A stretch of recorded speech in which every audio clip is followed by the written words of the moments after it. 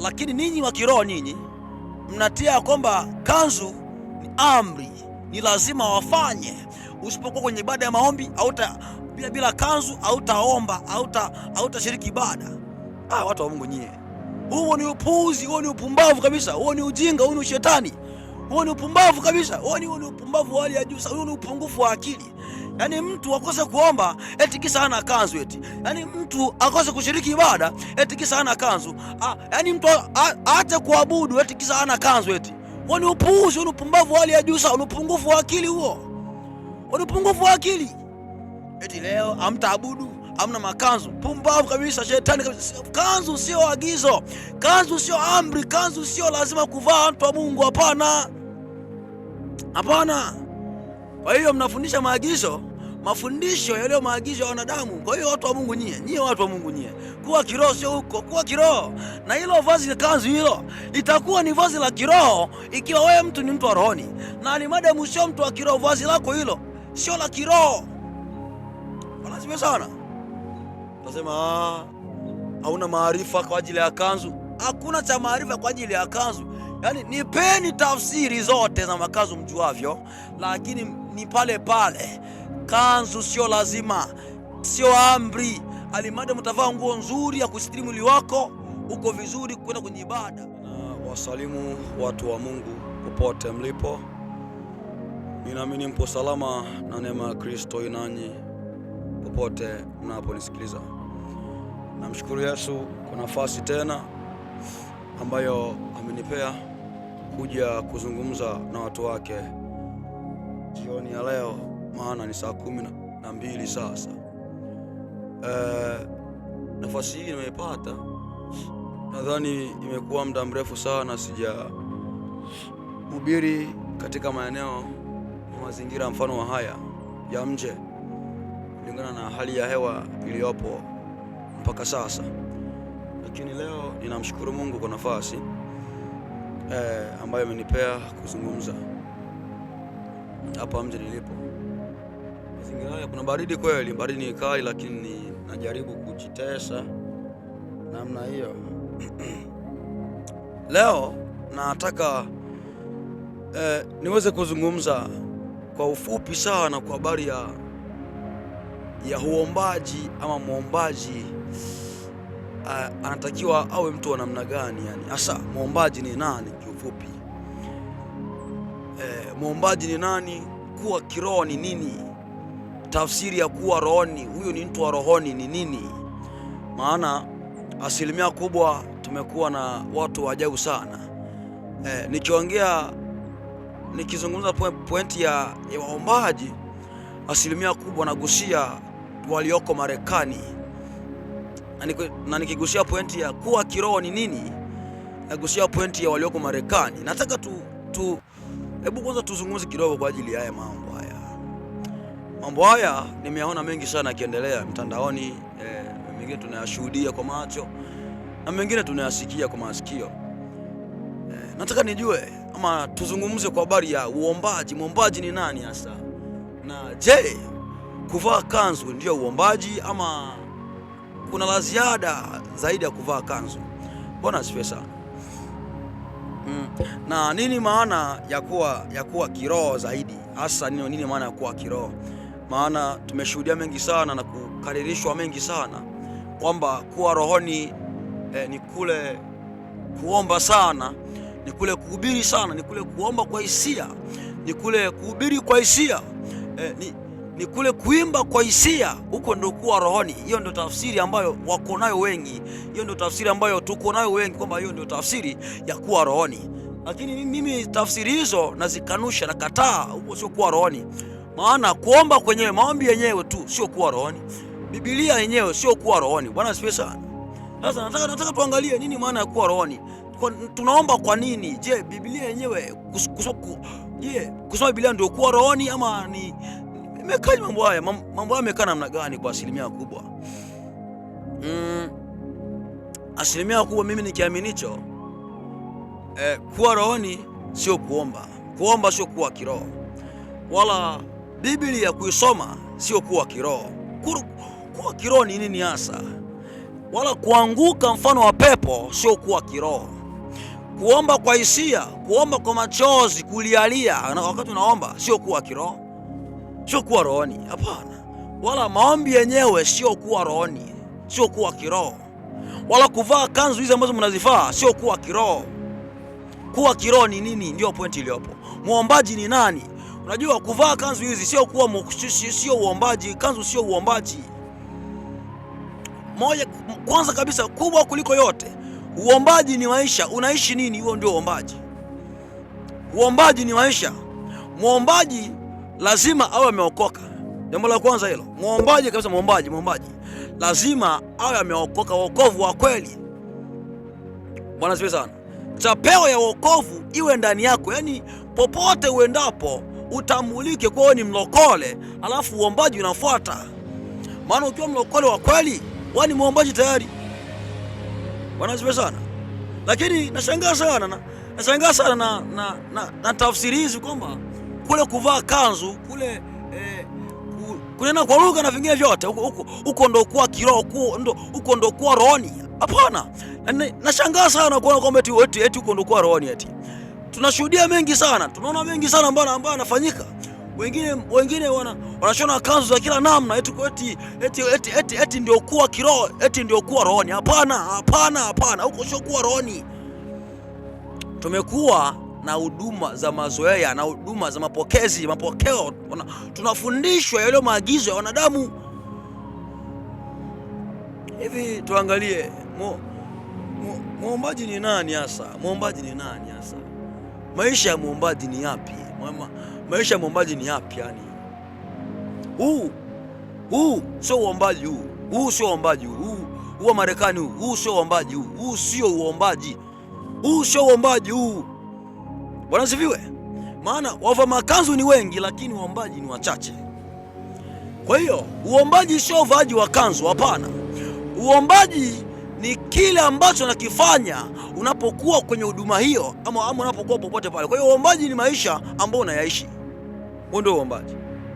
Swali, je, wewe mvaa kanzu, je, unafanya nini na kanzu yako?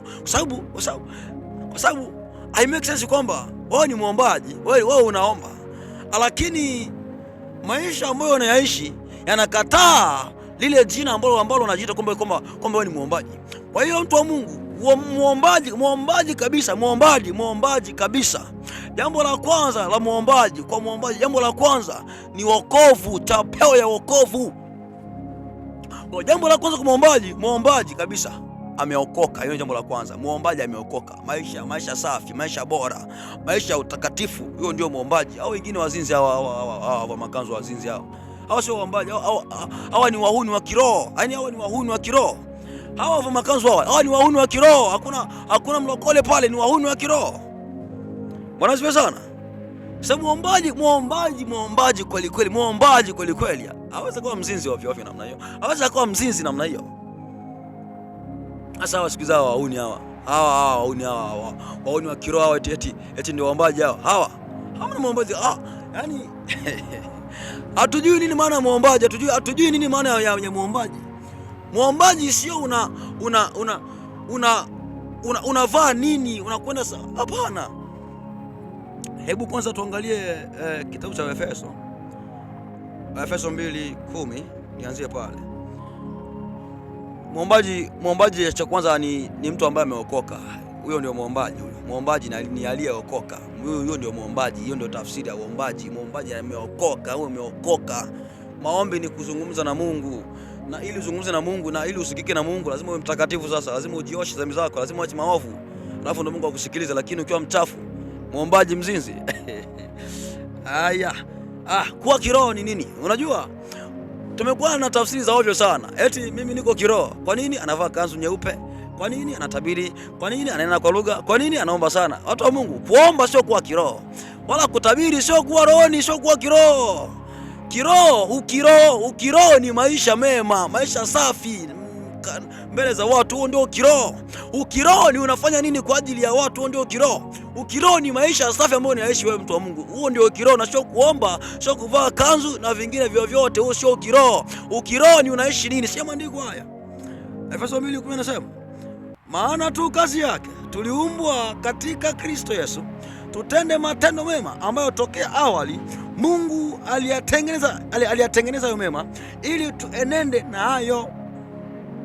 Kwa hiyo alimadamu utatabiri sana, utaomba sana, utanena sana kwa lugha, lakini kama utendi mema, wewe ni mpagani, wewe ni muuni wa kiroho. Na huko sio kuwa kiroho. Kuwa kiroho ni kuwatendea wengine mema, ni kutenda mema ambayo ni mazuri machoni pa Mungu na machoni pa watu kwa asilimia kubwa. Sasa wewe ni mwombaji mzinzi eti natabiri sana, naona sana, ana shida. Ona uwezavyo, ona uwezavyo. Lakini kama hauna maisha safi, maisha bora, haupo rohoni. Kuwa tafsiri fupi ya kuwa rohoni, tafsiri fupi ya rohoni ni matendo mema unayoyafanya huko ndiko kuwa rohoni.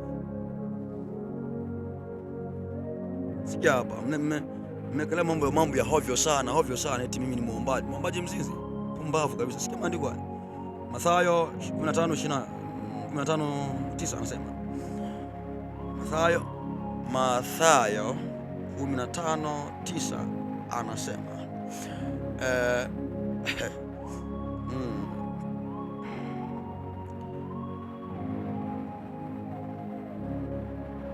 Watu hawa huniheshimu kwa midomo, ila mioyo yao iko mbali nami. Huyu ni Yesu anaongea. Sisi ni waombaji, tunaimba haleluya amen, haleluya amen, ocho tata, lakini wanamheshimu kwa midomo, wanamhubiri Kristo kwa midomo yao, lakini mioyo imbali na Kristo huyo. Kwa nini? Uzinzi wanaofanya. Sema ni kwa nao waniabudu bure, wakifundisha mafundisho yaliyo maagizo ya wanadamu. Bwana asifiwe sana. Kama tuvae kanzu, ni lazima kuvaa kanzu, ni vazi la kiroho, vazi la rohoni. Mafundisho hayo yaliyo maagizo ya wanadamu. Hakuna. Unajua kwenye Biblia hakuna agizo la kanzu. Kama mkiwa mnaomba vaeni kanzu, walipo hilo andiko walipo.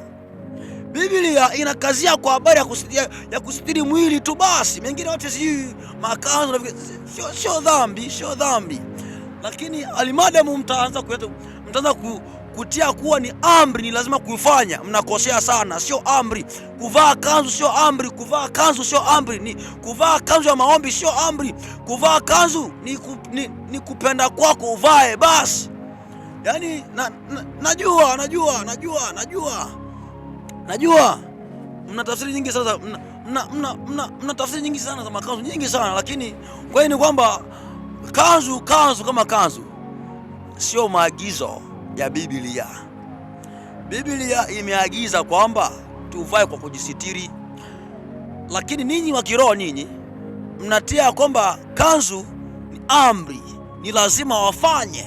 Usipokuwa kwenye ibada ya maombi bila kanzu hautaomba, hautashiriki ibada. Watu wa Mungu nyie, huo ni upuuzi, huo ni upumbavu kabisa, huo ni ujinga, huo ni ushetani, huo ni upumbavu kabisa, huo ni upumbavu wa hali ya juu, huo ni upungufu wa akili. Yaani mtu akose kuomba eti kisa hana kanzu eti. Yaani mtu akose kushiriki ibada eti kisa hana kanzu. Yaani mtu aache kuabudu eti kisa hana kanzu eti. Huo ni upuuzi, huo ni upumbavu wa hali ya juu sana, ni upungufu wa akili huo. Huo ni upungufu wa akili. Eti leo hamtaabudu, hamna makanzu. Pumbavu kabisa, shetani kabisa. Kanzu sio agizo, kanzu sio amri, kanzu sio lazima kuvaa watu wa Mungu. Hapana. Kwa hiyo mnafundisha mafundisho yaliyo maagizo ya wanadamu. Kwa hiyo watu wa Mungu nyie watu wa Mungu nyie, kuwa kiroho sio huko, kuwa kiroho. Na hilo vazi la kanzu hilo litakuwa ni vazi la kiroho ikiwa wewe mtu ni mtu wa rohoni. Na alimadamu sio mtu wa kiroho, vazi lako hilo sio la kiroho. Wanasema sana. Utasema hauna maarifa kwa ajili ya kanzu. Hakuna cha maarifa kwa ajili ya kanzu. Yaani nipeni tafsiri zote za makanzu mjuavyo, lakini ni pale. Kanzu sio lazima, sio amri. Alimada mtavaa nguo nzuri ya kusitiri mwili wako, uko vizuri kwenda kwenye ibada. Vingine vyovyote ni makanzu lazima, na vingine vyote hapana. Eti polisi wewe tunakwenda ibadani. Mtu wa Mungu, hebu nye watu nyie, msiopotoshe watu akili. Nyie watu nyie. Hebu mnifuate kwa makini sana. Unajua kanzu, watu wa Mungu, kanzu hizi kanzu hizi sio lazima kuvaa kanzu, sio lazima kuvaa kanzu, sio lazima. Binti alimadamu utakuwa na vazi nzuri ambayo inasitiri mwili wako, uende kwenye maombi basi. Hiyo ni sawa. Na kanzu sio vibaya kuvaa kanzu, lakini alimadamu mtaanza kuchukua kanzu kuitia kana kwamba ni amri, ni agizo, ni lazima, mnaharibu sana. Hapana, sio lazima kuvaa kanzu, sio amri, ni optional. Ni maamuzi ya mtu kuvaa kanzu.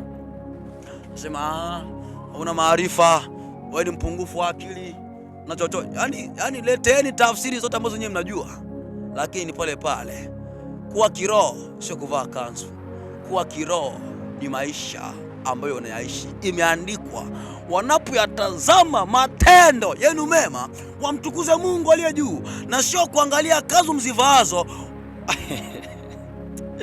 Aisee, alimadamu utakuwa pungufu wa akili namna hiyo, aisee, hatufiki popote kwa kweli.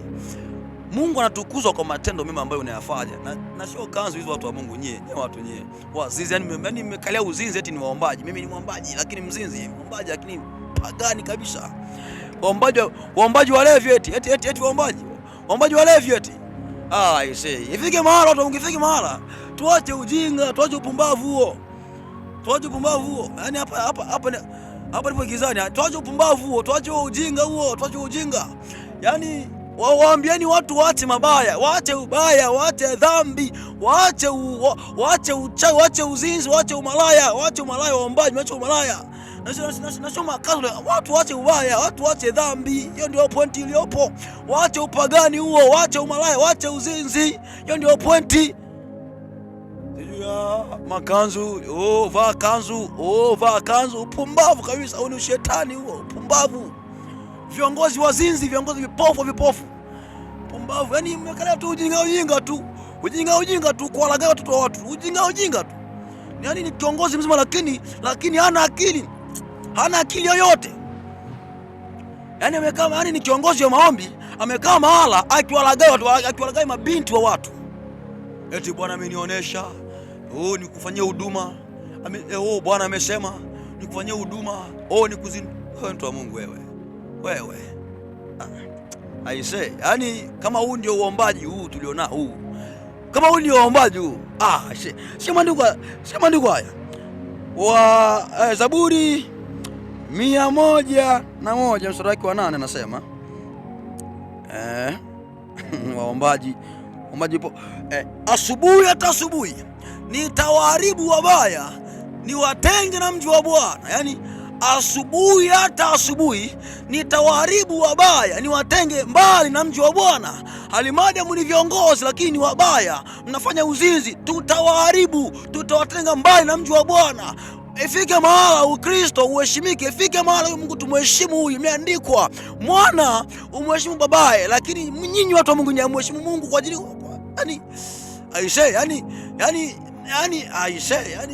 ifike mahala tumheshimu Mungu, ifike mahala Mungu aheshimike.